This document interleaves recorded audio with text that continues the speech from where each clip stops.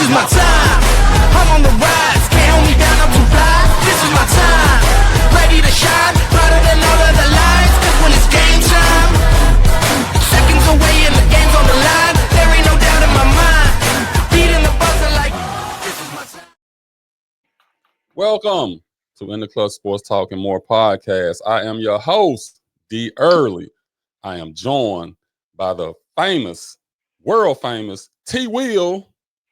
I approve that message. How y'all doing? How y'all doing today? And we're also joined by the man that never saw a shot that he didn't like, M. Clear. How y'all doing? How y'all doing? I'm gonna let them throw them shots at me. What's going on, man? I'm gonna let them throw the shots, man. Top of the morning to you guys. I detect no lies. Happy Sunday. I detect no lies, Tier. Look at dog. You ain't lying. That's another show, though. That's another show. That's a whole nother show. That's a whole nother show. Happy Sunday. Happy Sunday to you guys. Today, appreciate we're doing something totally different. Today, we're starting maybe a series of interviews that we're going to be doing with some athletes. And the first athlete that we're going to be privileged to meet happens to be the son of M. Clear. So, I think that deserves an applause. So what we're going to do now, we're going to bring this young man on the stage. Caleb Clear, how you doing, man? I'm good. Thanks for having me. What's going on? No problem. You look like your mom, don't you? I say I'm perfect mix of both. I don't see the dad part. You don't see it? No, not at all. Not at all. What's going on? Man, nothing much, man. Happy to be here. Happy to be here. Thanks for having me on. See, you'll learn that Terry, that was a shot at M. Clear. That was a shot at Mike, no doubt, right there. Yeah, me and your dad go way back, man. So we gonna shoot the shots, man. And I'm just yeah. I appreciate you coming on, and I can just tell, just looking at you. So you college, we'll let you introduce yourself, but you just look like a smart character, and I just I know there's a lot of things you don't know about your dad, a lot of things he kept from you growing up. But did you know? I don't know if he should have told you. Did he tell you he took remedial classes in high school? Did he tell you? No, I ain't know that one. No, he didn't take the. Did you take algebra and stuff like that in high school? Caleb, did you take algebra and stuff like? See, your dad took basic math, and I can prove it. That we can talk behind the scenes on that, but he took basic math. So I'm just saying, you wonders ahead of him already. So I just wanted to bring that up to you. I didn't know this was gonna be a Michael Clear bashing session, but hey. Well, you know how my guy do, man. I love him to death, man. Right, it's what it is, Ted. We've been doing this for years, so it's what it is. Yeah, but it's all about your son, Caleb. Jay. Let's get it. Let's get into it. Yeah, Caleb, just kind of give us a brief bio of Caleb Clear. I grew up in Memphis, Tennessee all my life, surrounded by talent. Sports city. It was crazy. Football, basketball. If they had it, we could do it. So that's the territory I grew up in. Had both my parents in my life. Such a blessing compared to seeing the guys around me and just the people I grew up with. I later in life realized that I had a very fortunate situation. So that's an extreme blessing. I was on one older brother who I was able to look up to, and he paved the way for me a little bit. He went to Central High School. I started out at Central High School as well for 3 years, and I finished my high school career at Cordova, where I graduated. Dual sport athlete for the majority of it, football and basketball. Finished out in football, took my talents to the Naval Academy, where I was able to really push myself further than what I thought I was capable of. So that's a brief bio. Unless y'all want to get into anything deeper. Yeah. Because we know Mike primarily for being a basketball player. You know, he played along with Ellie Perry, played along with him I didn't. We knew he played football, but we didn't know he was. We kind of the team just wasn't that good, so we primarily focused on him being a basketball player. And I didn't know that you played basketball and football. Oh yeah, I was primarily basketball at first, and it was really my brother who kind of opened that door for football. I seen him getting all the attention. He was good at it. I was like, ain't no way I can't be good at it, and tried it out myself. Ended up liking it a lot more than basketball. But basketball was the foundation of my entire family, really. So that's what started off, or just the athletic and the sports background for me. It was basketball. Yeah, because Cam was went to the University of Tennessee for a minute. Was it the University of Tennessee? Started at Tennessee, Texas A&M. Okay. Okay, so did you ever feel like any pressure playing? Because I know Cam was highly recruited and all of that stuff. Did you feel any pressure coming behind, playing in your brother's shadow? Well, I say the pressure was more for myself, a little bit from those around me, because a lot of people did expect me to kind of fill his shoes a little bit. Even while I was at Central, I used to get all the time. This is Cameron Clear's little brother, and it's like, yeah, but I'm me, really. So that was kind of where the pressure came in. So that allowed me to start creating my own image and just to understand, yeah, my brother did big things, but I got my own path, so I got to do what I got to do. I used to have that pressure on myself, seeing him get all these college coaches and all this attention. I was like, I got to do that too. But honestly, we had different paths, and it was for a reason. So I was grateful to able to watch his path from the lens and from how he went through things and how it contrasted with my path. So, Well, let me ask you something, Mike. I know primarily this is all about Caleb, but from your perspective, being a father, you had one son that had kind of went through the whole process, pretty successful. And I'm sure, as you saw things that you said, I'm gonna do it different with Caleb. Can you expound on that just a little bit? Absolutely. Cam being the first, I tell parents this all the time. There's no book for parenting, especially when you're parenting athletes. There's just no book. It's no. I had to take what I learned from Chuck, from Penny, from those guys that I mentored and saw grow and got to that highest level. But yeah, when Cam came out, Cam was a 5-star athlete. All the attention was on him.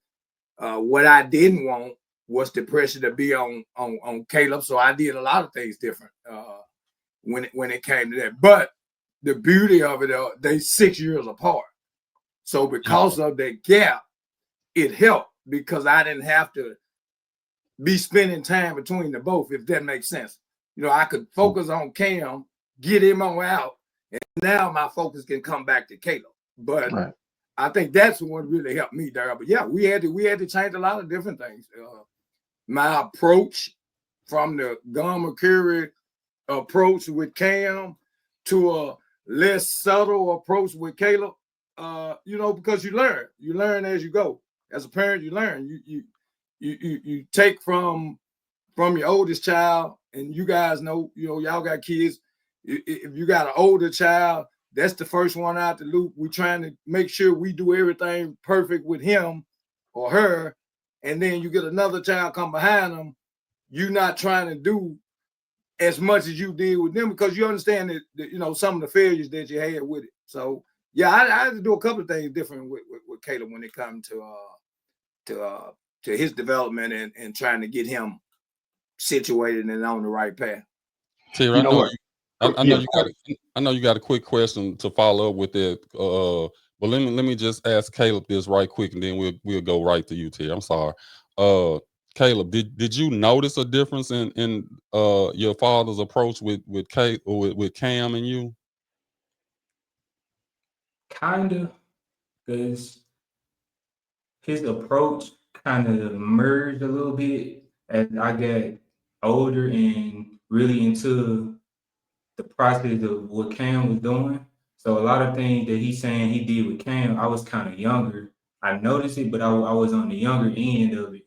And so as I get older, they just kind of merged. And he changed a little bit with Cam as Cam was on the way out the door. And those things pretty much led to me and how he brought me up in the same process of Cam, but a different approach. So I noticed a difference. I could tell he was a little, I don't want to say softer because he definitely wasn't softer, but it was a little more of a calm approach, more of a teaching and not as aggressive, if that makes sense. Oh yeah, that's why I was asking, because that's called growth, by the way. But he trained my daughter too, so that's why I was asking, because he was real hard on her. So it wasn't no nice softness or nothing when it came to that. Go ahead, Terry. Yeah, and just to piggyback on what Daryl said about calling my little niece, I've heard a few conversations where she was like, "Man, Cliff, Mr. Coach Cliff put it on me." I mean, to the point where she was dragging. I'm like, "What is Cliff doing to her?" I mean, she come in there looked like she didn't work 20 hours, man. I said, "So you put it on her," but she said she wouldn't change it for the world, so she loved it. So, but my question is to you, Caleb. As far as the training aspect of it. You know, your dad does his little training business and all that. So I know he was integral training you guys growing up. So did having your father help train you, you know, get you ready for sports? I mean, did it help you or did it hurt you overall? It definitely helped. And I say that because he was able to see me outside of sports and understand me just as Caleb. So he understand what pushed me, what triggered me, and he was able to use that in the training mode and able to get everything out of me without pushing me over the edge. So, and that's actually one of his strengths with not just me, but with everybody he trained. He's able to understand what each individual needs and to push them to their limit, whatever that may be. So yes, for me especially, being able to go from a training session, hop in the car, talk about, dad, son stuff, go back to the house, talk about some school things going on outside of the sport. So just him being the complete figure and also being my trainer is a major plus. Okay, yeah, because I want to work with him so bad, man, but his price is a little too high for me right now. I'm trying to wait till he break him down just a little bit, and then I'm gonna actually work with him. But to follow that up with you, Clear, with Caleb and Cam, how was it training both of them? Was it any difference, or did you take the approach that these are my sons, I'm gonna do it a certain way, or were they just two different pupils that you would normally train on any occasion? They were different. My approach to Cam was what I learned coming up through my college coaches, through Coach Curry and them. So my approach, that's why he was talking about that aggressiveness. I think my approach with Cam, I was super aggressive because in that, you talking early 90s when he was born, we had a lot surrounding us, Daryl. You guys know what was going on in the streets and all of that. That was my thing, you know what I mean, was to try and coach him and train him to stay out the streets. You know what I mean? Not let him get caught up in there. When it came to Caleb, I said it earlier, because of the 6-year gap, he got a chance to see a lot of it, where Cam had to experience a lot of it, if that makes sense. So yeah. I was harder on Cam coming out to shoot, because my thing was, you got to do 10 times better than us, because that's what Coach Curry taught us. You got to be 10 times better than your mom and I. And then when it came to Caleb, it was like, well, we got to bag about that. Let me pop this whip on you deal and let me coach and teach you why you gotta do this. That's what I'm on now, is the teaching the why. I wasn't teaching the why with Cam as I did with Caleb. I taught the why with Caleb. Quick question, because we want to give kudos to the missus, Miss Clear. So was Miss Clear? She was athletic too, right? Absolutely. She played that's what I'm talking about. See, all them good genes, man. You ain't got nothing but good genes in you. It was no choice but for you to be successful. So I just wanted the audience to know that, his daddy was integral, but his mom was an athlete as well, and a good one at that. So I just wanted to touch on that. Let me piggyback off that too, Daryl, Terry, because, and this don't sound crazy, when Cam was playing, my wife, she a basketball player. She knew literally when Cam started playing absolutely nothing about football. You wouldn't have never known that when he was in high school, because she cussed him out more than I did. So she was on him more than I was on him. You know what I mean? People really thought it was me, and I was, but she was on him way more than I was as far as being aggressive, understanding the game. She knew that part from just her competitiveness when she played. So yeah, I think they got it.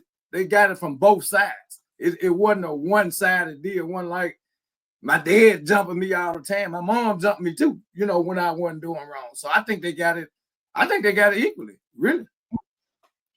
Well, I want to ask Caleb about this, because I had 3 daughters. My oldest daughter played basketball.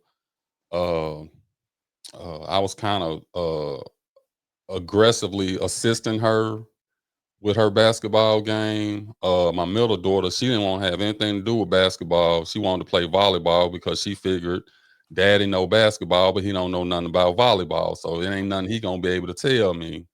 And the baby girl played basketball and volleyball. That's the one that trained on the mic. It was impossible, Caleb. It was impossible for me to train my youngest daughter. I mean, when I tell you we clashed, and after we just go up to the YMCA, and I have her working on these drills, and she'll mess up, and I'll be like, okay, gotta start over. And she'll be like, why I gotta start over? That I was all about, I'd rather you do it slow and right than fast and wrong. So we would go days. She would go days mad at me, wouldn't want to talk to me until she was ready to go back and train some more. Did you ever experience anything like that? There were times that it was just the bearing of training in general just kind of made me I don't know about this. And I wouldn't say necessarily my dad, but because he was also the dad in the trainer mode, every athlete's gonna hit that wall at some point in training. So I can't really attribute that to him, but because he was in the trainer seat, it was like, man, what? You know what I mean? So I get what your daughter was going through, but the difference is with my dad, he was always able to. He was great at separating dad mode from trainer mode.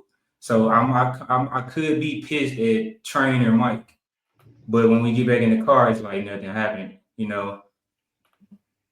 Well, I'm gonna chalk that one up to my daughter then, because she couldn't separate. Like we get through with that hard training, I'm like, you want to go grab something to eat? Nah, let's go home. Baby girl she was rough, man. I'm just being honest with you. Yeah.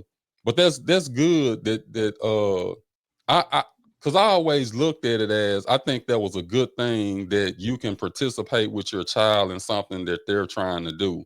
Now, I asked this question, and either one of y'all can answer this.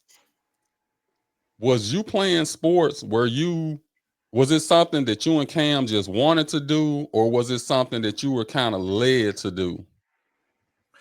I can definitely say I was never forced to do anything. I was always taught, do whatever you want to do. We're gonna back you up. Even if I wanted to be world-class chess player, they were gonna be at every chess match.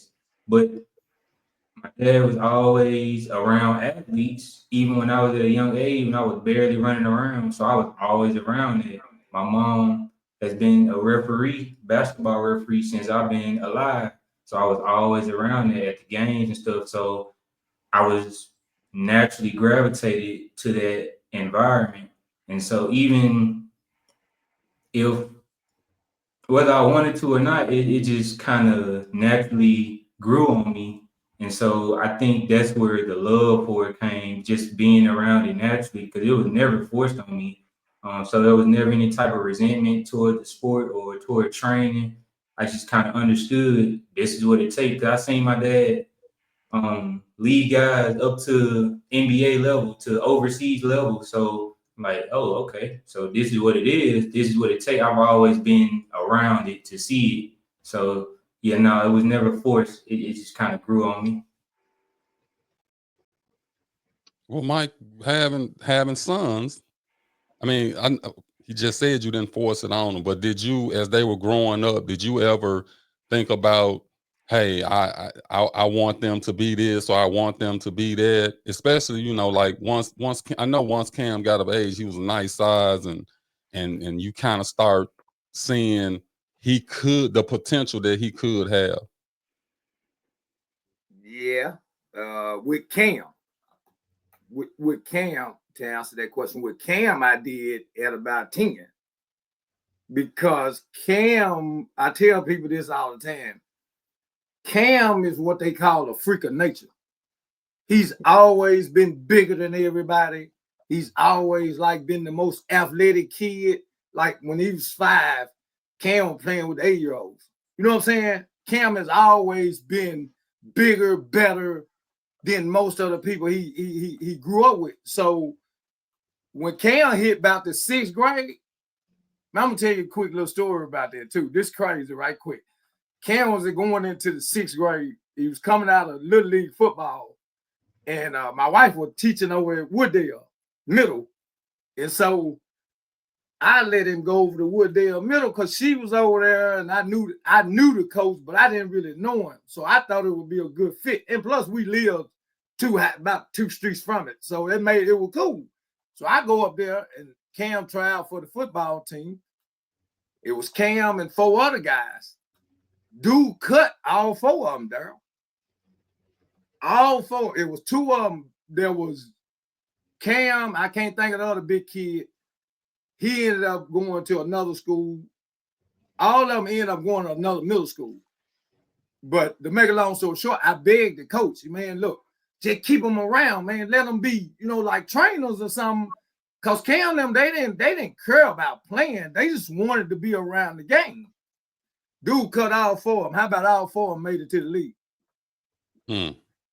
Well, all four of them made it to the league. Every one of them that he cut, that he would not keep on their team, all 4 of them made it. They had a brief stint in the NFL. And I thought that was just remarkable. That sounds like he should be should be dummy of the day. Absolutely. Yeah. Caleb, I do a little segment called Dummy of the Day where I find the dumbest stuff. It can be anywhere in the world. I mean, find some of the dumbest stuff. And dumb. And I'll expose them. So, I mean, for 4 people to make it to the league, you just say you may make a mistake with 1, maybe 2, but not all 4.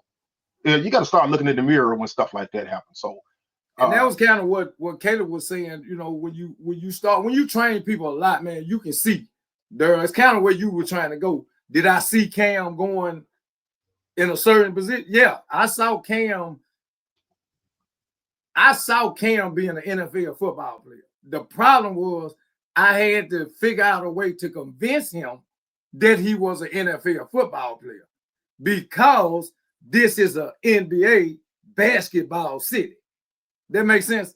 So everything he did was really good to be a basketball player. It was only when Applewhite at Central pissed him off and then everything shifted to football. That he wasn't playing his sophomore year.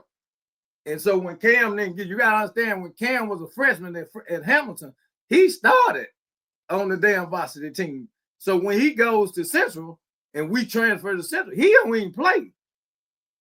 And you go, well, how did that happen? You know what I'm saying? But anyway, make a long story short, it pissed him off, and he went out the next year. The rest is history. I mean, I think dude had about 8-9 sacks. And he just did that because he was mad. He wasn't even technique or nothing. He just went out there and got pissed off and just went and did it. And I think at that point, that's when Cam knew, you know what? I think I got it. That and when Nick Saban come out of there, you know, when Nick Saban come out of there and 7-on-7, so that's another story. But yeah, I knew Cam. Now Caleb, I was trying to keep the pressure off Caleb because of Cam. I knew they were gonna be saying, and I got tired of them saying that's Cam little brother. You know what I'm saying? Instead of saying that's Caleb, everybody kept putting him in the categories, that's Cam little brother. And so that made me have to train him differently because I needed them to see he ain't Cam, you know, and don't call him Cam little brother. He got his own identity, you know, right. Call him what he is, you know what I'm saying? He Caleb. And yeah, I trained him differently there, but you know, that's kind of how they went. Oh, okay. We're gonna take a quick commercial break because we got to get somebody to pay these bills, and we're gonna let absolutely. And we're gonna because when we get back, Caleb, I want to dive a little bit more into your high school career. I want to see, you know, what did you do? I mean, I want to see, you know, what was your biggest play? What was your biggest highlight in high school? And then we can move a little bit more into the Naval Academy and all that type of stuff. Because I'm a Navy veteran, so I'm proud to know that you made that choice. So we'll talk a little bit more about that after the break. And make sure you ask him, Caleb, about his one day of playing basketball at Treadwell High School. Wow. Oh, I ain't ashamed. Are you in need of a trusted notary to legalize your important documents? Look no further than Terry Williams Notary Services. Whether it's affidavits, real estate documents, business agreements, or binding marriage certificates, you sign it, he'll seal it. With a commission in the state of Tennessee, he provides reliable, accurate, and professional notary service. For fast, friendly, and professional service, contact Terry Williams Notary Services today. Call 901-503-0564 or email twilliams7296@gmail.com. That's me, baby. I can marry you too, man. I might have a potential wedding coming up in the next couple months, man. Tennessee is one of the new states, one of 5 states that can actually, a notary can marry you now. So I'll marry you. That's why I told her. I can, if you want a divorce. Now I told Claire, I know him and your mom and him are happily married, but just say things go crazy and she don't want him no more or whatever. You know, I can divorce those papers too. You know what I'm saying? I hope that's not the case because I love for family to stay together, but you know, anything can happen, but you know, I can notarize that for you. Well, is it okay for you if you have some issues within your house? Could you do your own? I'm just asking. No, that's one thing about it. I can't do family members, and I can't do my own. I can't do that.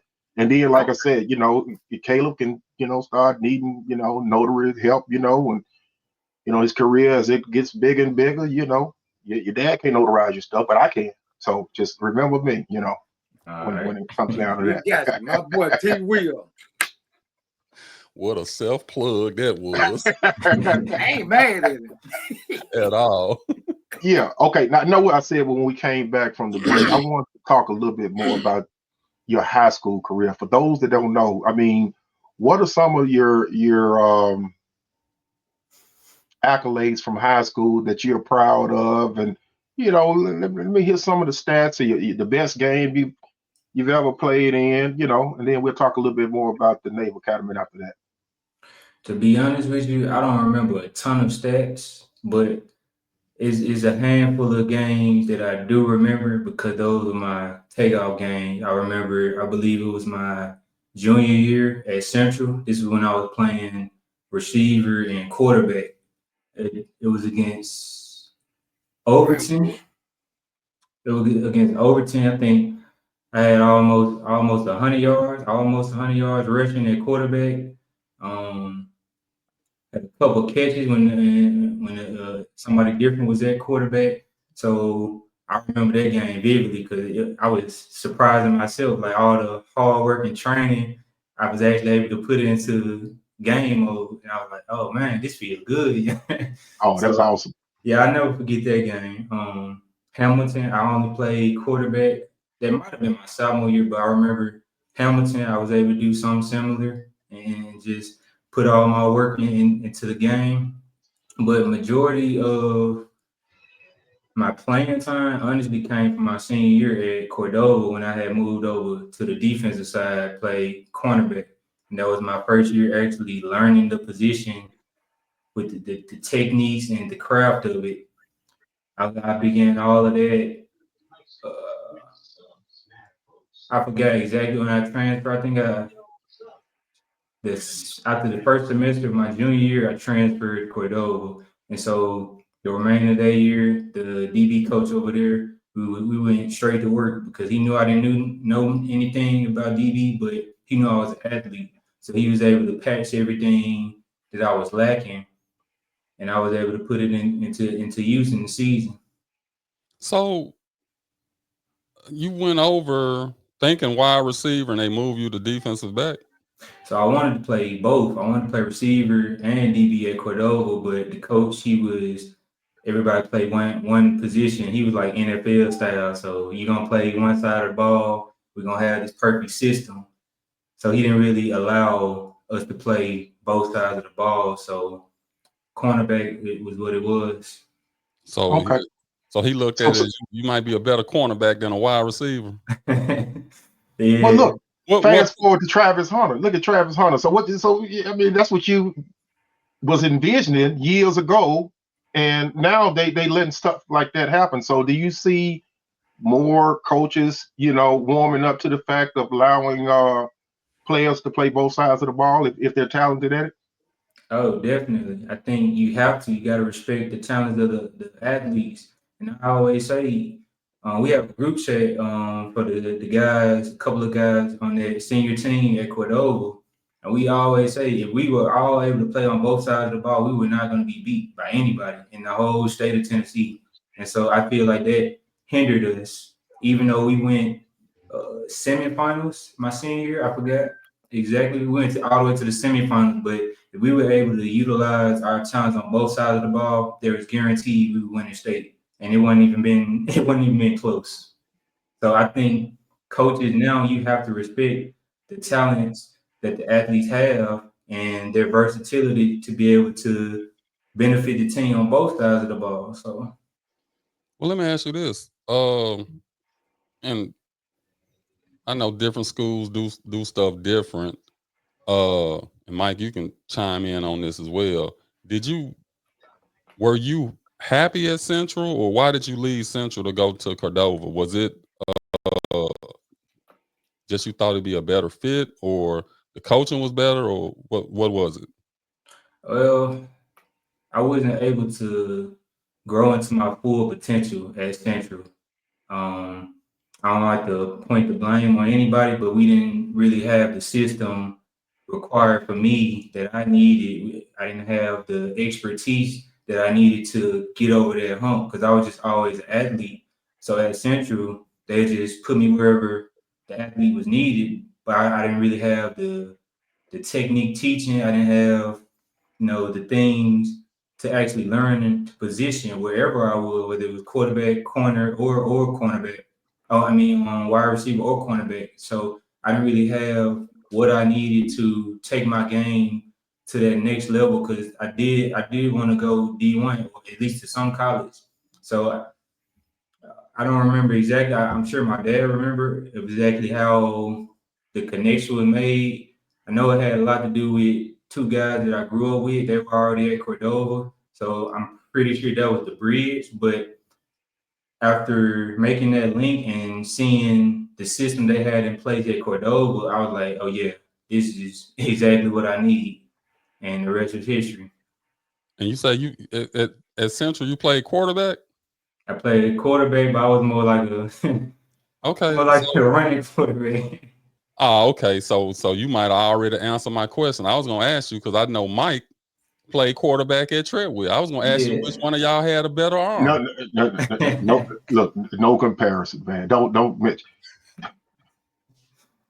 Hey, Caleb, let me ask you a question. How many guys would you estimate were on your team when you played quarterback at Central? What do you mean? I mean, total amount of players on the football team. Hell, I can tell you. No, hold on, Mike. Don't get mad.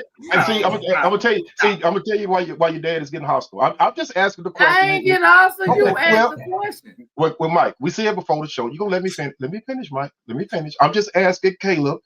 You know, just generalize. You know, did y'all have 40 people, 50 people on the football team over at Central? I mean, you ain't got to. I just want a rough estimate, and I got a reason why I'm asking you that, and he knows why he's getting upset.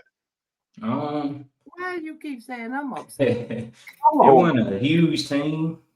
Okay. Say about. But you had more than 20. But you had more than 20, right? Definitely.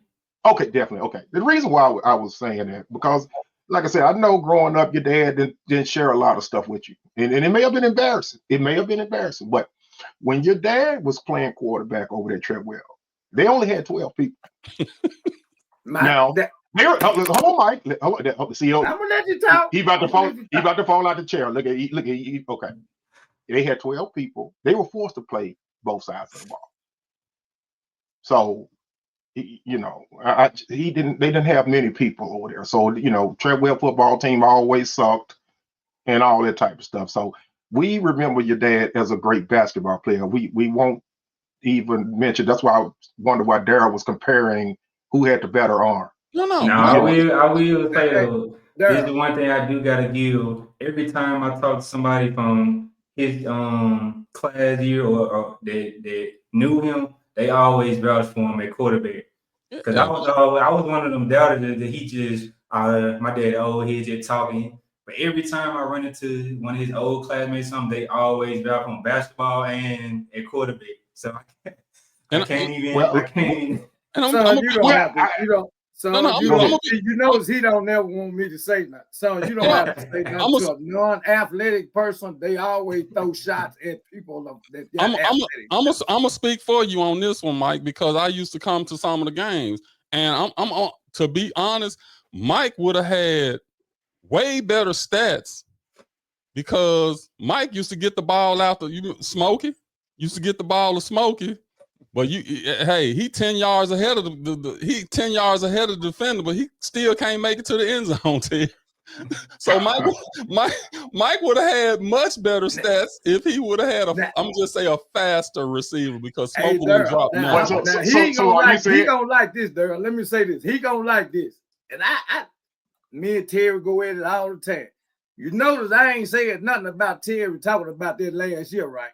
Because that's the only year he talking about is at my senior year. Because that's the only year we had 25, 30 players. So I get Terry. When Terry saw that, that's what Terry saw. Now, what Terry didn't see was when Buddy and all them was there and all them folks, and I was a 9th and 10th grader throwing for them 1,000 yards. So I get Terry. I get him on the back end. But Terry didn't see the front end of it. Right, you're right. And he's correct. Your dad is correct. I did not see the front end, but I can only comment on what I saw. You can. I can and for him not to call me a non-athlete, I was an athlete over there too. You know, when they go into athlete trivia, non-participating athlete. Oh, well, I participated. I was actually on Treadwell's basketball team for one day. One day. No, I'm serious, clear. Ask Chuck. I went out there. Hey, we did y'all little lines at the elbow where everybody had broken down to two sides, and you shoot your jump shots at the elbow. And my side lost, and Coach Curry said hit them stars. Well, hold on, no, that wasn't it. Daryl, no, I ain't lying because I told him Daryl wasn't there yet. But when Coach said hit the stars, I didn't know what he meant. So what I did is I ran up the little stairs, and I ran back down, and I was getting some water. And Coach like, what the hell are you doing? You got to go up and down the stairs all the way up, down on both sides. That's what he means by running it all the way around. Yeah. And I didn't know that. I thought I just had to go up the stairs and run right back down. And I asked for, little water, And that's when I found out. They said, man, everybody started looking at me crazy. And like, dude, you got to go around this whole gym up and down. And that was my only day I played. That was the only day I played. I didn't come back the next day. I don't know. I told him I had a knee injury or whatever. But I did play for one day with Elliot Perry. I got a chance to play one day with Elliot Perry. So they can't take that from me. You right. My bad. I missed that one. So that does consider me an athlete, right? It does. If All you right, play one day, it does. Okay. All right. I'll give you that. Okay. I don't know. We'll give you a little something. You get a participation trophy for that. I'll take it. But I do want to say, you know, we fun at each other and all of that. It's all in love. Because Mike know, you know, one of the reasons why I came to Treadwell, and one of the reasons why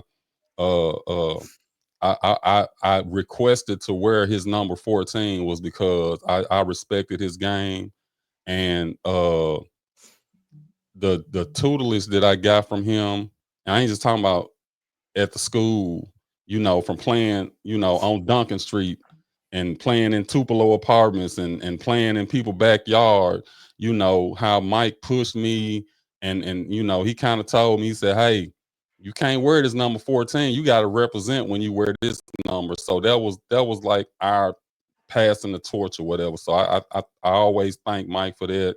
And I always give him his kudos because I saw what he did and I wanted to emulate it.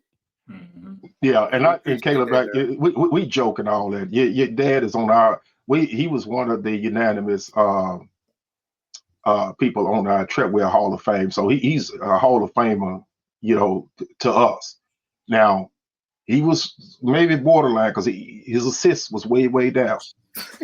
But me and Daryl overlooked it. We overlooked that part of it. You know, we saw plenty of tape. It was 5-on-1 break, and he'll pull up and shoot the three. Although he won a three back then, but yeah, you know, he'll pull it up, you know. And he always had excuse why he didn't see nobody on the 5-on-1 break. He didn't see nobody to pass it to. So, but we love this guy. Right. He's a Hall of Famer. We laugh and joke, but you know, nowhere where you go around the city of Memphis, ain't nobody heard about your dad. So. Let me ask you a question, Caleb. Let me ask you a question from a parent standpoint when it comes to, you know, people ask me this all the time when they find out about you and Cam, and you know they hear the Texas A&M and they hear the Naval Academy, and they automatic associate, and they should, I guess, you know, associate that with the Cornells, the Harvards, I guess, you know what I mean, education wise. Could you imagine yourself when you transferred from Central going to Cordova? Did you ever imagine yourself playing at an institution of that magnitude? And also, did you ever imagine yourself playing somewhere like the Naval Academy when those offers started coming in? No. Naval Academy, Harvard, Cornell, them always etched out in my mind immediately. And the reason was, even though I was always smart, like I was always able to get straight A's and B's, you know, schoolwork was never an issue for me. But I think a big component was growing up seeing Cam get Bama, Tennessee, you know, Kentucky, everybody, all these D1 football type schools. So that was always my goal. Not, like I said earlier, I wasn't trying to compete with Cam, but that was kind of always because he was a high level athlete. So that was what I was shooting for. And at the time, I wasn't really looking at the Harvard, the Yale, the Naval Academy as those type of institutions because they weren't really football schools. They were just great schools. And so when I started getting them type of looks, it was like, do y'all even have a football team? That was kind of my mindset. But it was a big part of what I saw growing up, and I never really understood the magnitude at the time. Well, Mike told me that, every step of the way with Cam, even though you were younger, you were there in the meetings, you were there with Nick Saban, you were at the dinners with all the other schools whenever, they were recruiting Cam. So I could see you being like, yeah, I want that same thing. Because when you start saying Naval Academy, Naval Academy, okay, who's the coach? What are they doing over there? So so I can see that, Harvard and all those schools. But what was the turning point that made you decide I'm not going to a Tennessee, I'm not going to an Alabama, I'm gonna take my talents to the Naval Academy? What was that process? Well, one thing about me, I've always been realistic with myself. I ain't never, try to shoot for something that wasn't what I needed to be aiming for. And my dad, I gotta thank my dad for that, for keeping things in perspective. And so he was really that turning point for me. And by that I'm saying he was able to paint the bigger picture for me. Now it took me a minute to grasp it, but he laid it out for me how even though this is not the type of school that I really wanted the looks for, he laid it out, the entire program, and how it can make me a better man, and how it can completely change and form my life. And like I said, it took me a while to understand what he meant by that. So, and I didn't even make the decision to go to the Naval Academy until I went to the visit. Like I was even on the way to the visit, I'm like, all right, whatever, just trying to get some free food at the visit, see what they talking about, whatever. I didn't even take it serious. So it wasn't even until I got up to the school, got to see the layout and the things they had to offer, the long-term outlook for life. And I said, okay, well, considering I don't have the Tennessees, the Bamas, the LSUs, this is this is it, honestly, for where I am in life. And I had to be realistic with myself. This is the fit for me. So that's how it happened. I'm gonna be honest with you. I had a similar journey, somewhat similar. But mine was I had a baby, had a child my senior year of high school, and I was like, okay, I can go to college for 4 years, which I wanted to go to the University of Memphis. That would have been my first choice if I could have just picked, where to go. I had offers from Tennessee. I think the team that was pushing the most was Minnesota. And clear, I told Coach Curry, I said, Coach, man, I don't want to go to Minnesota. It's cold up there. Coach Curry said, buy a coat, son. Damn. That sounds just like him too. Yeah, so I ended up, when now had I, had a parent, my dad did the best he could do, but he wasn't familiar with how the college stuff worked and stuff. If I would have had a parent that would have been like, look, you can go to college, they'll help take care of you and your son and all of that. But I thought my only option was joining the United States Marine Corps, URA.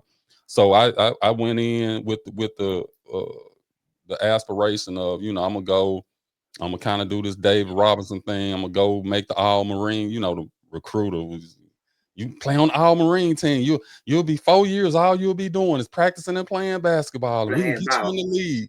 They gassing me up. I'm like, I'm finna make. They're a good liar. They yeah, great. Them recruiters. They promised me a car and everything, man. I ain't heard about it. They promised me a car. I thought they had solved all of my problems. I'm gonna say I got health benefits. I got money for my son. I'm gonna still be able to, make my way into the league and all of that. Unfortunately, it didn't work out that way.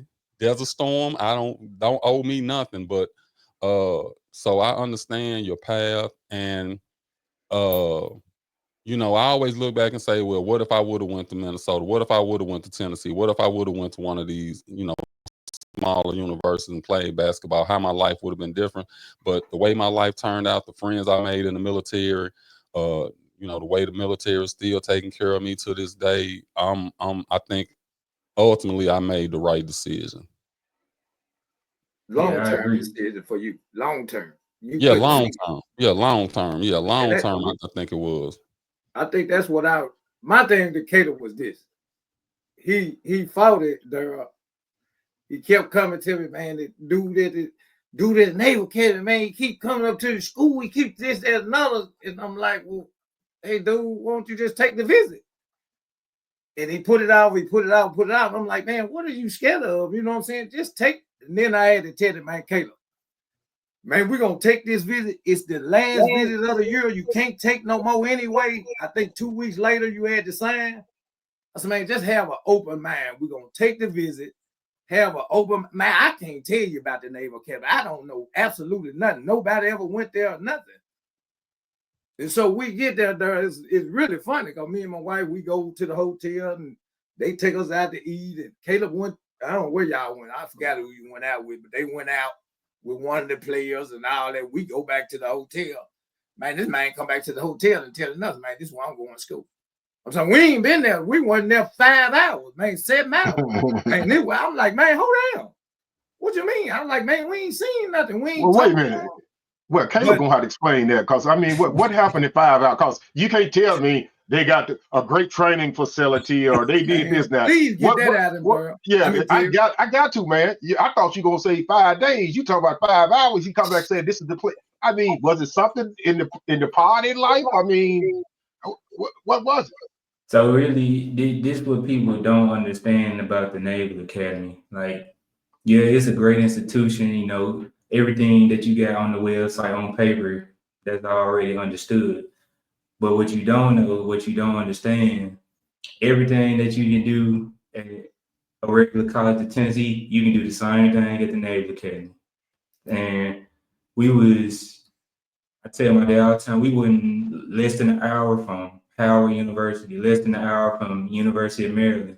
And the guys at the school on the football team, they there every weekend. If you ain't got no practice or obligation, they there every weekend. So they live in a double life. And I'm like, dang, this how y'all do it for real? So you telling me I can come out here, parlay, whatever, be right back at school and next day, like, oh yeah, this was up. I ain't know I was missing all this. So yeah, it was they really made that link for me. Like, yeah, it's the Naval Academy, but the only difference is we gotta shave our face, keep our hair groomed and stuff. Oh yes, we can do the same thing that all these other colleges do. You know, you just got a lot more to lose, so you gotta be more careful. You gotta understand your situation and your surroundings. But there's nothing that you can't do as far as party life, outside of school life, at any other school that you can't do at the academy. Because we were in the vicinity of all that anyway. Hey, do they still now? It's been 40 some years ago since I went in. Terry, hold on 1 second. Let's run this commercial, then we'll come back with that question because I kind of want to follow up with that same. Gotcha. Let's run this commercial right quick. When it comes to buying or selling real estate, the right agent can make all the difference. Choosing the right partner means less stress, smarter decisions, and a better outcome. Here are 5 reasons why Tanya is a professional you can trust to guide you through your real estate journey. Local expertise you can count on. Personalized approach, proven track record of success, cutting-edge marketing strategies, and dedicated support every step of the way. Real estate transactions can be complex, but she is here to guide you through every detail, from the first consultation to the closing table. Tanya can provide clear communication, expert advice, and unwavering support to ensure your success. Ready to take the next step? Let's make that real estate goal a reality. Call her today at 901-870-5337 to schedule a consultation. Tanya Covenant, class of 1988, Treadwell High School. That's our home girl. Girl, T. Will. She is licensed in the state of Tennessee and the state of Mississippi. For those that don't know, she helped me get my beautiful home. She'll walk you through the process from beginning to end. For those that are not quite ready credit-wise for it, she'll walk you through that process. So she's not a person that just does a job and runs. She loves what she does, and she's going to walk you through every step of the process. So reach out to Tanya at the bottom screen. It's scrolling 901-870-5337. That's 901-870-5337. Now, go ahead with your question, Terry, because Mine was quick. Mine was quick because I guess what resonated with me is when he said you got to make sure you cleanly shave. They did not play that in the Navy when I was there. I mean, to the point I was going to ask you. I know it's ancient, but back then when we were in boot camp, when we were shaving, they would go outside, and when the sun is shining, they would use a magnifying glass. They looking for stuff that close on your face. It's got to be. They don't want to see peach. They don't want to see nothing. Are they still that strict when it comes down to hair on your face? Well, so you gotta understand the Naval Academy is a lot different, and so we went strictly military based because we had school, we had sports, we had everything, and so they expected you as future officers to maintain the appearance of a future officer. But the only time it got like that is if you got in trouble and now you on restriction. So now they actually paying attention to the detail. Now they looking for I forgot what they call the little hairs hanging off your shirt. Yeah, they looking for all that, but day-to-day life, it ain't like that because we just don't have that kind of time because it's so much that we got to get done and so much going on. Gotcha. Okay. So okay, educate me because I have no idea, and I'm sure this is gonna help somebody.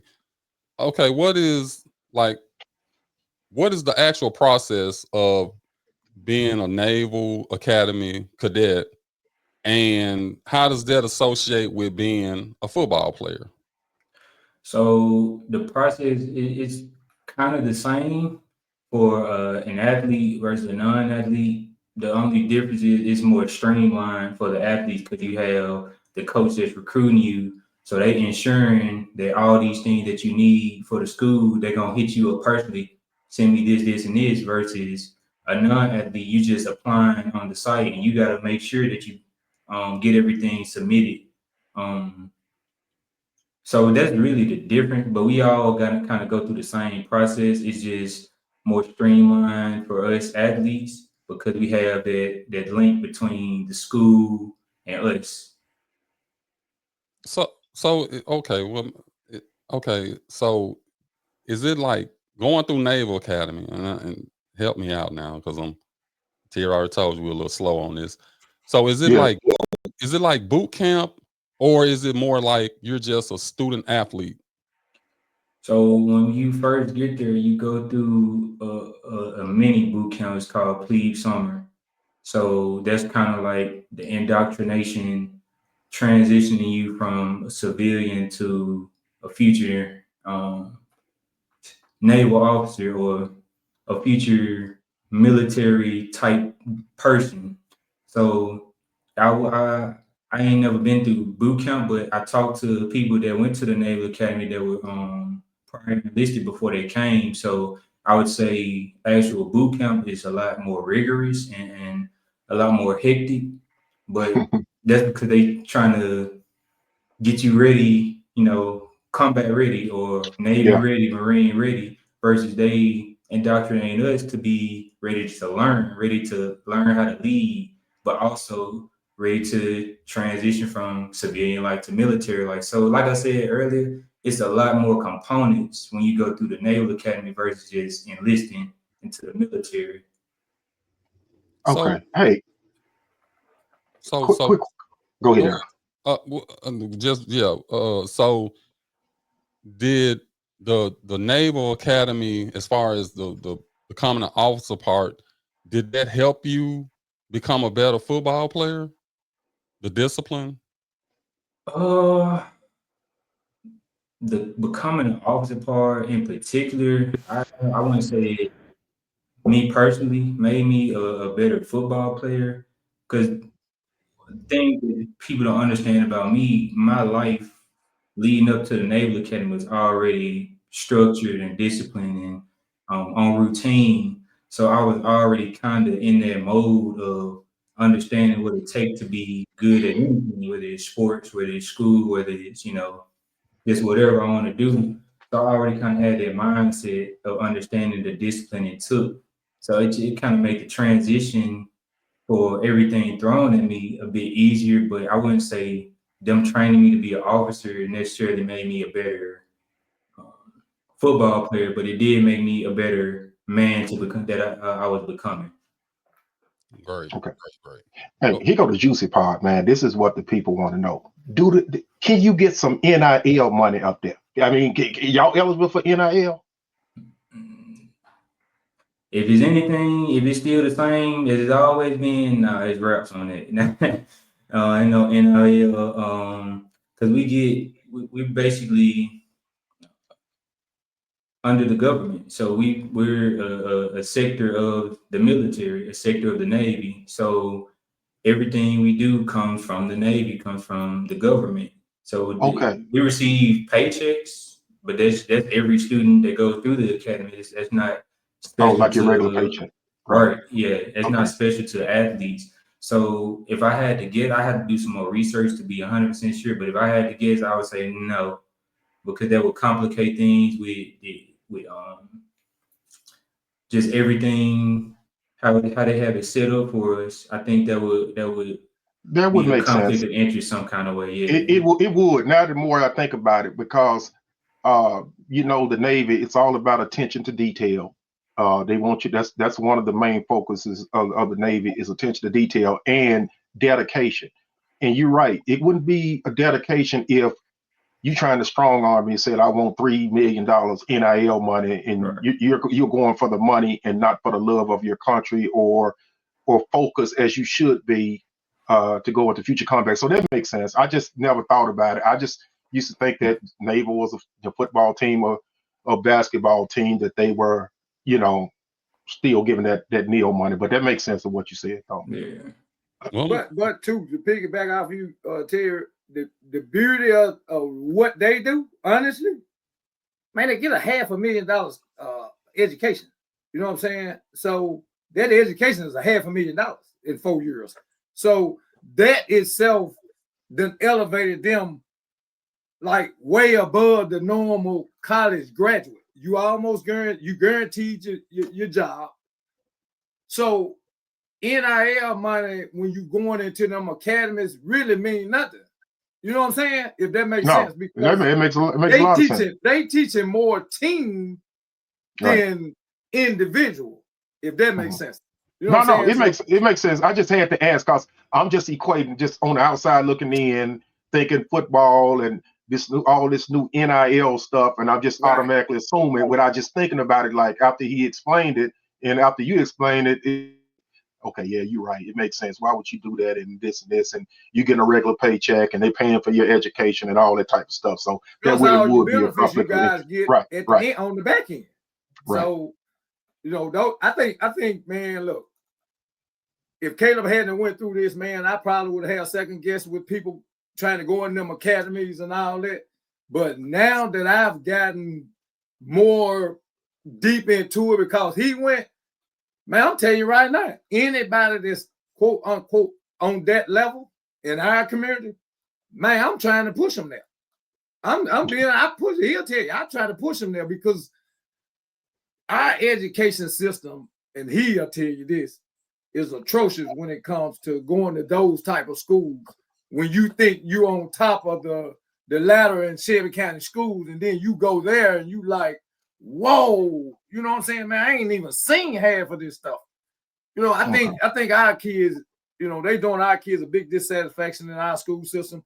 And to watch him go through what he went through, the beauty I thought that helped my son, I don't know if he'll tell you this, but I think it did. What they put in the prep school first. They sent him to prep school first. That would, to me, that saved his whole career. Because if he'd have went straight in with, some issues and stuff like that, I don't know if he'd have made it or not. I got a last two-part question, and I'll let the other guys finish it off for me.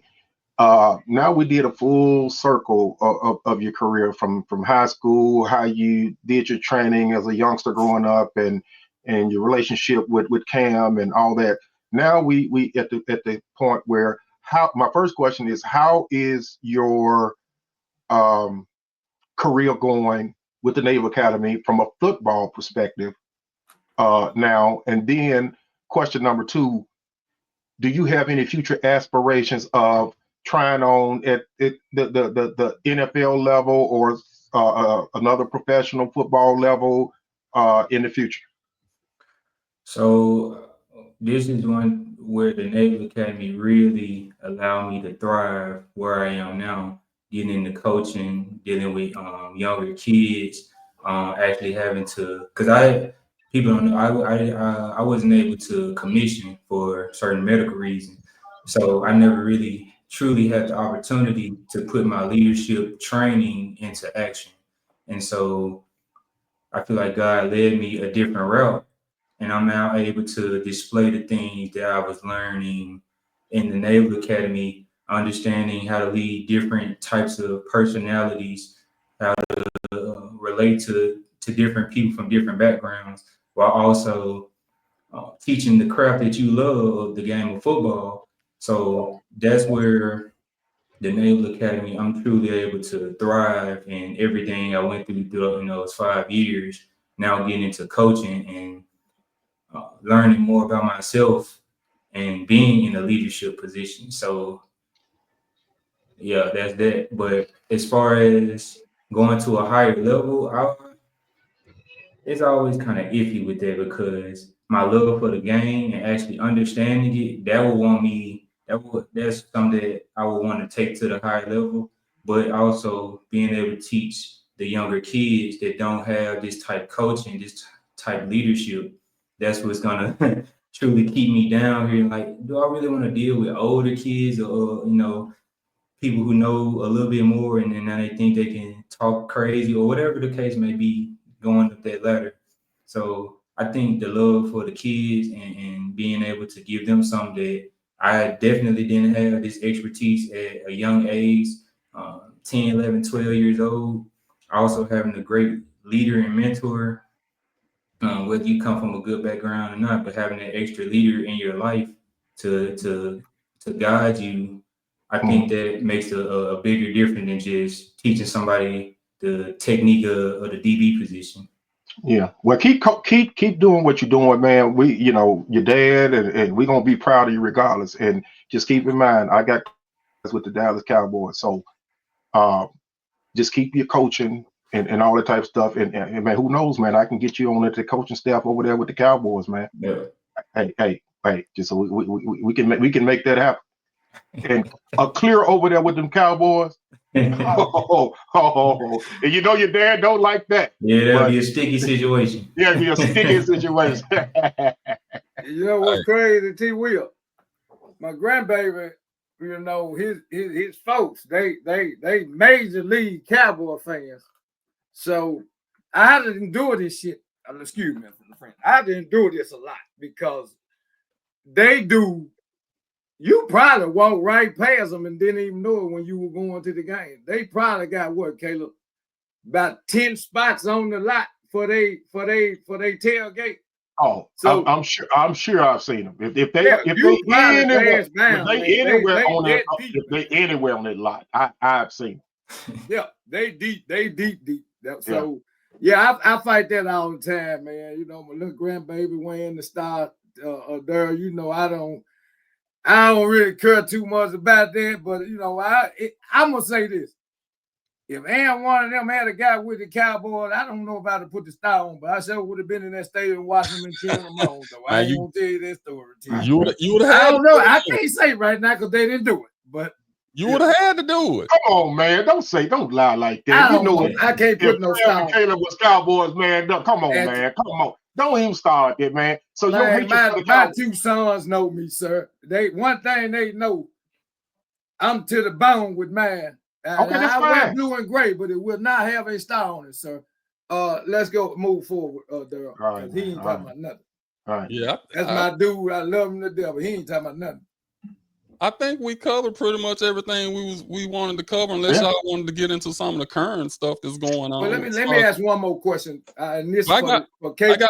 I got one more thing for you and Caleb though, Mike, but go ahead. Okay, let me ask one more question though, Caleb, because I think that parents need to, they probably want to hear this is what is your advice to the young athletes that are coming out today who living in a different landscape now, because they ain't living in the landscape you and Cam was in. They living in a landscape now where you can get paid for your services. And so that to me may change the game on recruitment, may change the game on how they go about preparing themselves to get to that next level. What advice would you give to those young, maybe say 9th, 10th, 11th graders who trying to get to that level where you and Cam got to? You know, it's different now, but in your perspective, dealing with the kids that you dealing with now and knowing that they eventually, some of them will eventually have to go on to that level, what would be your advice to them? Well, for starter, I gotta say that even though the process and the environment is different for them, the one thing that's not different is them percentages. And the percentages I'm talking about is the percentage of high school players that make it to D1, D2, and the percentage of those guys that make it to the NFL. Those don't change, and it's only this many. So, with that being said, I would say you need to truly understand who you are outside of their sport. And so you need to be purpose driven, outside, regardless of your sport, whether how good you are or not. You need to be purpose driven. And that being said, your sport can drive your purpose further, but that sport can also be gone like that. I had a bunch of head injuries. I didn't even get to play my senior year in the academy. Gone like that. I didn't get to commission. So now I had to pivot. What's my purpose? What am I gonna do? I had a guaranteed job. Now I don't have a guaranteed job. So what's gonna happen when the fun, the light dim when it die down? Because 9 times out of 10, you're gonna have 4 to 5 years of that sport after high school, and it's gone and it's over with after that. So what's gonna keep you what's gonna push you after that?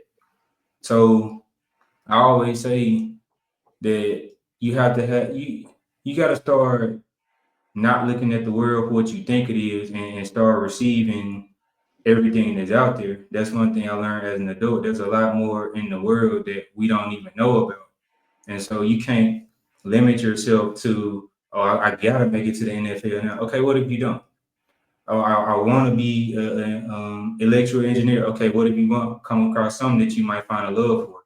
So you have to, one, be open, but you have to be purpose driven and understanding the world that you think it is way bigger than that, and that has to be your driving force versus trying to go get this money, trying to go get this D1 scholarship, because that's only a snapshot of your life. Okay, No, that makes sense. Look, if we all had that wisdom at 18, we'd be all right. Man, well, we thought we could conquer the world, and everything that we thought we could do, we thought everything should have been a cakewalk. But as adults, you find out, and kudos. You got to be able to pivot. And kudos to Mr. and Mrs. Clear, man. I just want to say, this interview to me, it's real fulfilling, dude, because you got your head on straight the whole conversation, man. You've been A1.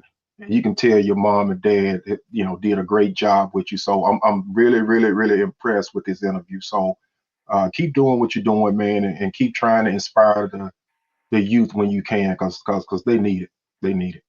Yeah, I think this was one of the best things we've done. This is one of the best things we've done on the show, and I'm glad we pivoted to it and decided, this was something that we wanted to do. Not just because Mike on here, and in the future, I hope we're able to do the same type of interview with Cam, and then after that, I would want to bring you and Cam on at the same time. For those who watching this now, that's our QR code at the top of the screen. Uh, join us, like, subscribe, hit the notification bell so you can be informed whenever we put out new interviews or new podcasts. Currently, we have 3 different podcasts that we do. Of course, In the Clutch Sports Talk podcast, where we talk sports and things of that nature. We also have a Matters of the Heart, where we talk about relationships, anything dealing with relationships and love and all of that. And then we have Real Talk. Real Talk is Terry's favorite one because if it ain't real, we don't talk about it. Yeah, we get to be ourselves and stuff. So those are type of things that so like Daryl said, like, share, and subscribe. We're trying to build this page up. We're trying to do this thing for years to come, and once we start doing this stuff together, we start loving it more and more and more each week. So I mean, we sort of look forward to it, and it's just sort of like talking at the barbershop with your partners, and coming out there and just being able to let the real world go, and like one of my favorite podcasters say, we don't break the news, we just gonna break it down. We're gonna break it down. We don't blame us for what's going on, but we're gonna take what's going on and we're gonna break it down and be real with it. So again, Caleb, we appreciate you taking the time to sit with us. I asked you, hey, all your cadets and all that cadettes, I had them to log in and sign, share, and subscribe to our channel, and just let them know, we got a show for all of them, whether it's sports, whether it's relationships, whether it's real talk, talking about real stuff that's going on in the world, so we'll touch bases on all of them. So we appreciate you joining us, and it just was an honor for me to be a part of you joining the show today.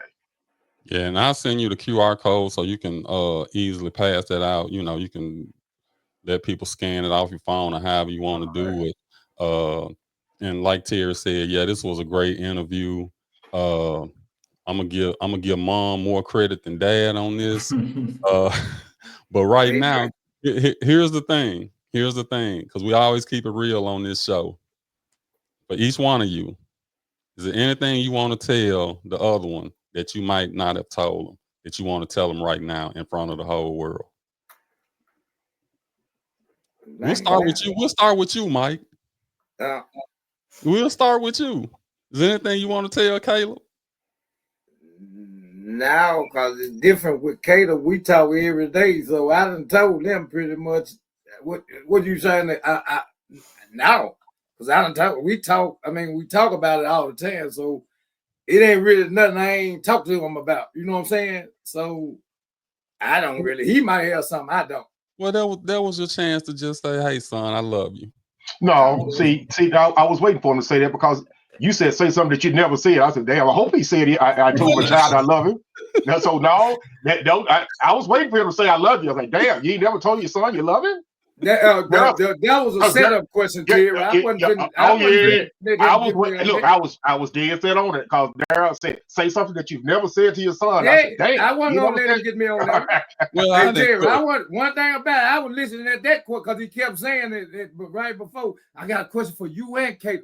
I said, oh, this is a setup question, right? Look, they think I always try to set them up, Caleb. I misspoke on never said to him. I was just saying something that you could, if it's anything that you wanted to say now that you could say, that's what I was trying to say. Not like you never. I mean, I know you love your son. You talk about them all the time. Yeah, I know you love them because you talk about them all the time, Cam and Caleb. And I'm, this is the first time I'm even meeting Caleb. After all these years, this is the first time I met Caleb. So kudos on this. So with all of that being said, I would say this, Daryl. I'm super proud of where both of them are. Honestly, man, I'm super proud of both of them, where they are, what they're doing, how they give it back to the community and helping these young kids. That probably pleased me more than anything, because they all to tell you, not just them. That pleases me because them my 2 sons, biological sons.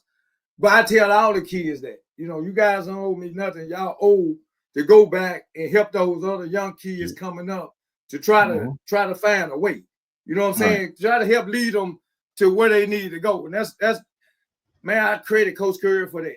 I'm gonna be honest with you, and I'm gonna be done with that. I credit Coach Curry for that. he always had all of us, no matter what. He kept all of us in that, that mode where, man, go help. You gotta do your part. So I'm super proud of them for that, man. They helping these other kids get better. You ain't gonna send kudos out to Mr. Daniels?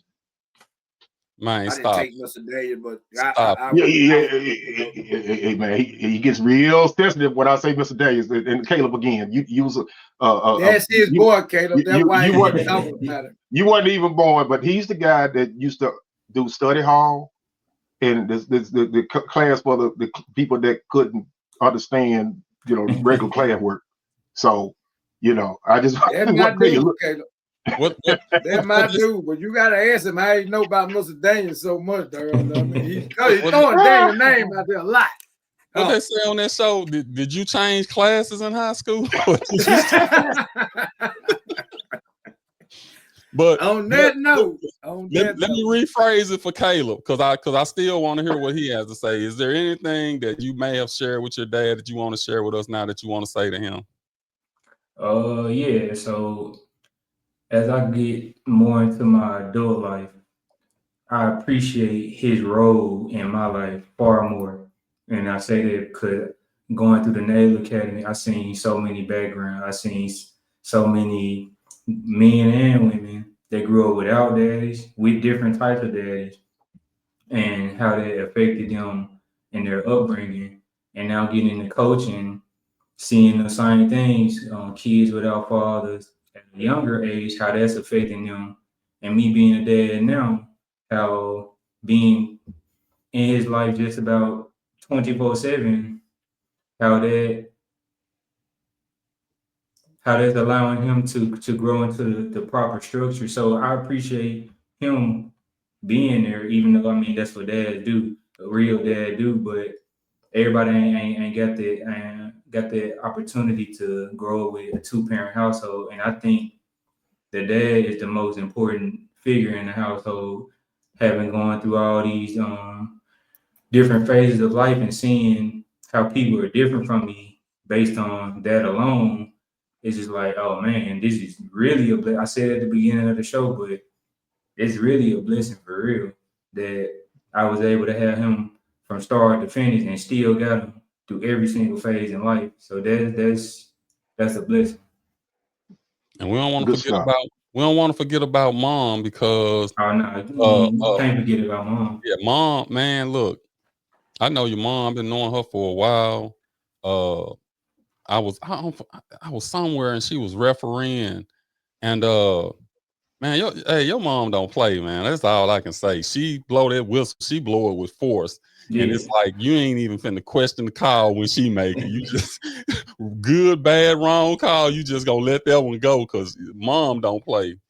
But again, man, we appreciate you taking out some time in your busy schedule to sit down and talk with us. You have the moniker of first interview done by in the Clutch Sports Talking More podcast. So you'll go down in history one way or another.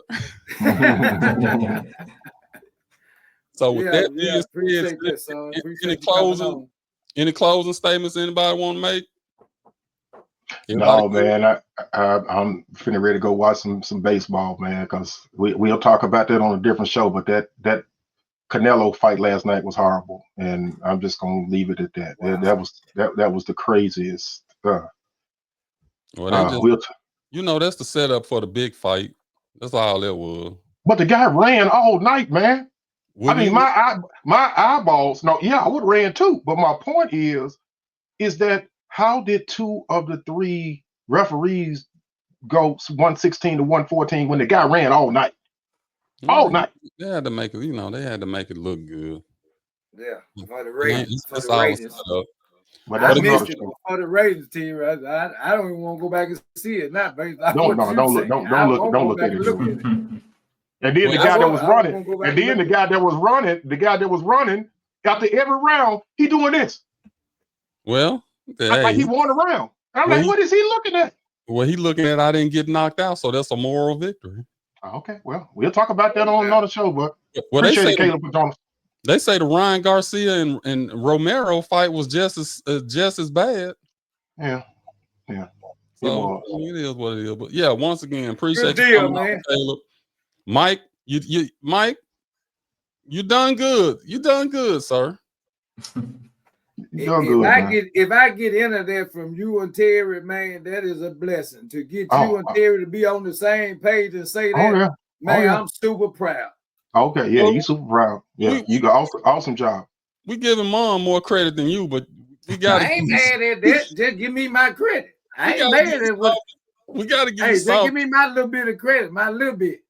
Man, Mama Clear cannot go back on when we ended up blowing up, and they said, "Well, what is your first interview?" And that was with Caleb, and she go back and look at it, and her name ain't hardly mentioned, or my dad this, my dad. They ain't talking about Mom, man. Mom will be a little upset. Well, so we gotta Mom got a segment on this show. Now y'all can answer all that question when we do them referees. So you can hit her with whatever you want to hit her. She's already agreed. So yeah, you can hit her with whatever you want to hit her with. Hey, we open. We ain't running from. What's your boy say? We want all the smoke. And on that note, Daryl. All right. Let me end before we get started on that. You guys hold on right quick. We finna end the show. Don't go nowhere.